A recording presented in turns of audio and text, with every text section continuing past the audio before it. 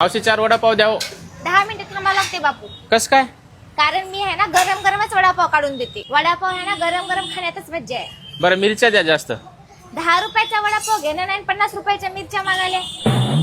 मावशी तर बक्कळ वडापावच्या गाड्या दिसालीत पण तुमच्याच वडापावच्या गाड्यावर जास्त गर्दी दिसाली. इथं कितीही कॉम्पिटिटर आले ना तर ब्रँडच असते.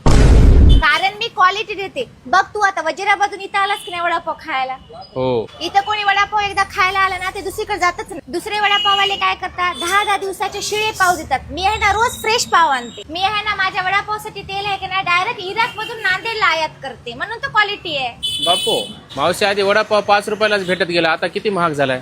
तुम्हाला आहे की नाही वडापाव 10 रुपयाला झालेला महाग झालेला दिसायलाय. तुम्हाला तेल गॅस मिरच्या कांदा हे महाग झालेलं दिसणार त्याले. आधी मी वडापावचा गाडा टाकला लोक मला हसू लागले टिंगल करू लागले. आपल्या इकडचे माणसं आहे की नाही लोक काय म्हणतील लोक हसतील म्हणूनच या व्यवसायात माग राहिले.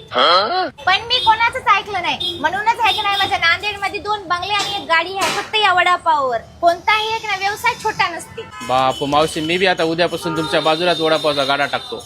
हा माझ्या बाजूलाच तू वडापावचा गाडा टाकून माझा एक ना वडापावचा गाडा बंद कर. जाय गुन्हा ना अभ्यास कर शाळा शिका.